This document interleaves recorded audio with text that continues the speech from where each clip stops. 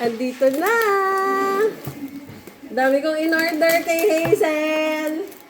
Galing sa Natuna. Dahil dyan, wait lang, buksan natin. So, ima-microwave natin. Bali, i-reheat lang muna natin. Ano yan? Defrost. Defrost. Ayan. Yung. This is the caldereta. This is the Bicol Express. This is the sisig. Oh, sarap yan. And ito yung, laki oh. Yung ano, prawn Salvatore. Hindi to shrimp Salvatore. This is prawn. It's so big. Malaki siya, mga kamari-chef. Ayan siya. O, titikman na natin! Kain na si mama. Hipon! Laki oh. Bicol Express. Nakinit-ipit kasi. Caldereta. Ito yung tsura niya sa plato ko. Konti ko. Bicol Express.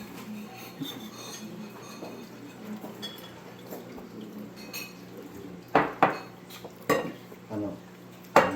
Hapon. Sarap. Hindi siya maalat. Lasa siyang alamang. Pero hindi siya maalat. Tsaka malambot. Nasakto yung anghang. Ang sarap ng Bicol Express na. Promise, no? Sada, ulit yung kaldereta. Nasa Bicol Express pa hindi lako eh. Tiny shrimp. The smallest shrimp of them all. Ano kumakhang din yung kaldereta? Maanghang nga dun. Sarap. Sarap ng sisig ang asim.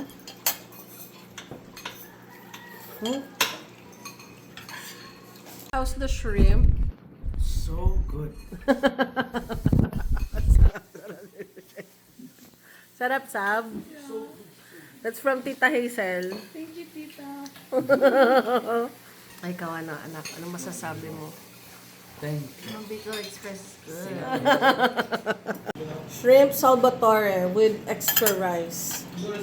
This is the first time. Sarap. Hindi ko na mapigilan. Ang sarap! Sarap kong magluto. May tulo-tulo pa pala to. Kaya sarap. Hindi ko mapigilan.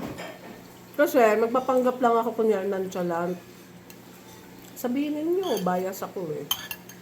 Hindi masarap siya talaga. Sarap, sulit yung lasa niya. Tsaka yung serving portion. Ang paano daw to? The shrimp is parang 700. Pero ang dami. Ang dami na natin nakakain, no? Tapos, yung... Uy, magtira ka sila, chef.